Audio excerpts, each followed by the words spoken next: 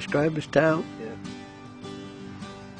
Well, I would say I grew up here, you know, there was probably 700 people when I was growing up, and probably there's 700 people here now.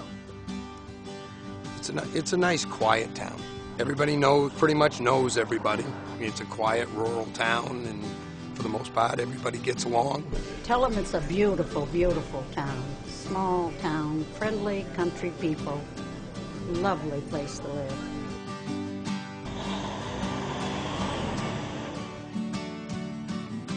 Well, it's a bad time of year. Bad time right now. Things are hard. Tourism's been way down. This is definitely a tourism, recreation type area. There aren't a lot of jobs around for folks, and people need to work. Windy.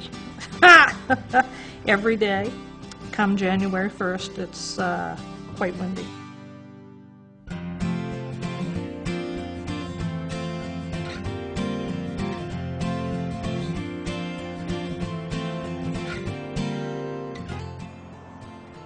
The investments in rural Maine in decades of the past were done by the paper mills, and for better or for worse, those investments are not continuing. So I think wind power has really offered a lifeline to some of these small communities that frankly don't have a lot of interest for development in their areas.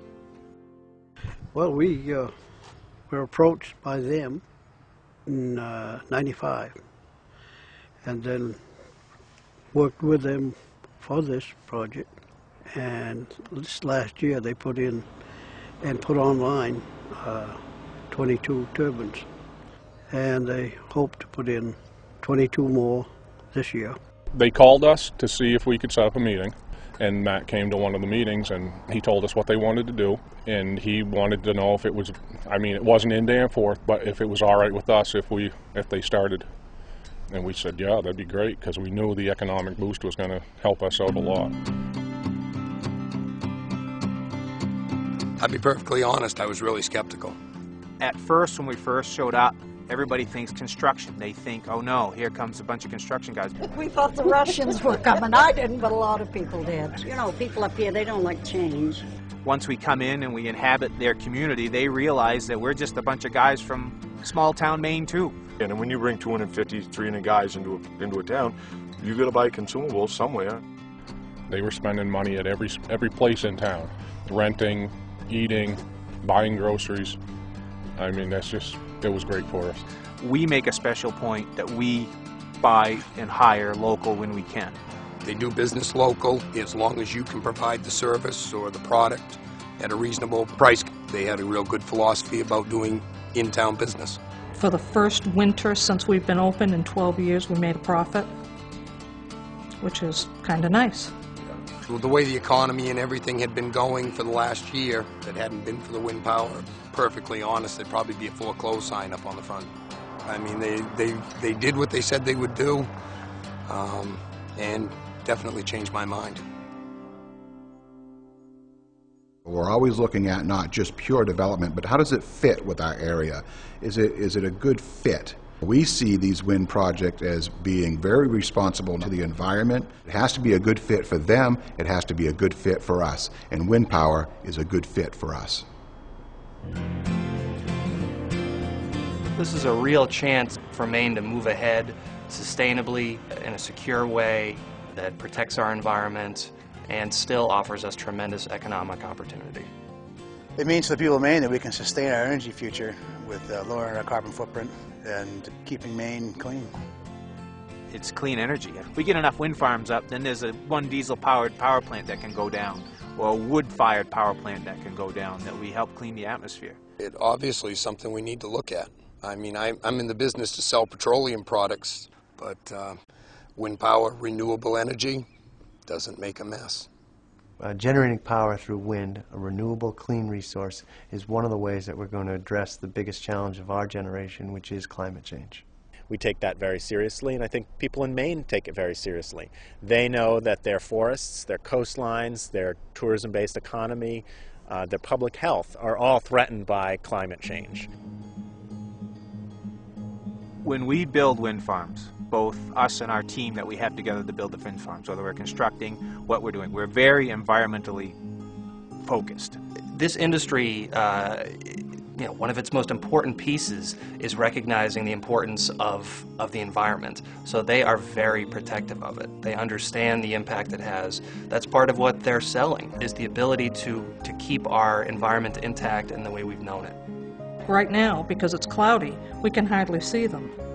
And then when the sun is shining, and it's shining right on them, they're really quite pretty. I'm a sports person. I have my own guns, I have my own fishing rods, I have my own fly rods. I love the outdoors. And one of the lakes that's in the area, you can sit on that and look right at Stetson 1. And that doesn't bother me at all. I can still catch fish. Can you see them? Probably from certain areas.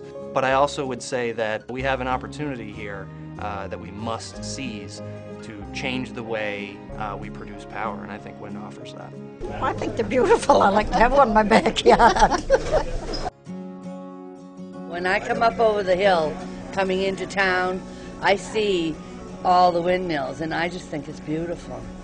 It's our future. As someone who lives in Maine, I'm proud to see turbines coming up. I think it's good for the state.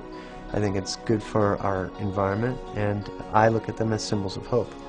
So when you see a company like Reed & Reed, who took a chance and worked on one project and learned, and then has been able to take that learning experience and bring it to other sites in Maine and bring it to other sites in New England, you have to say, well, there's the green economy. That's great. I know out of this whole thing, we've met an awful lot of knowledgeable people. We've met a lot of people who are just wonderful at what they do.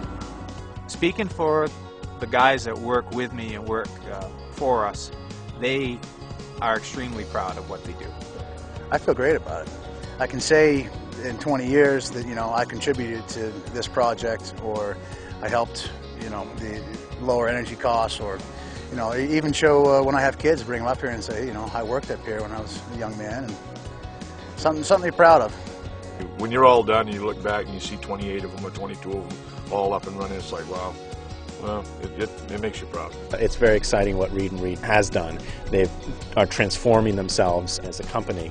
If we can have more companies do what Reed & Reed is doing, which is taking their skill sets in construction into clean energy, then we have a way to grow jobs again in the state of Maine. I just know from the attitude of people that as they saw the blades go by and they drove them up through the streets and stuff, there was an excitement that stretched far beyond Stetson or just that little part of the county. It was like it was for this whole area, and it wasn't just restricted to one little place.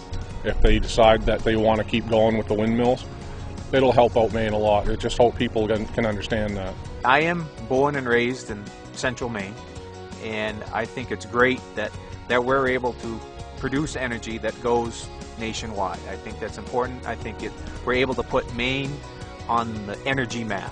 This is Maine's chance to lead for once. I mean, the state motto is Dirigo, and here's an opportunity to really grab onto that and actually do it.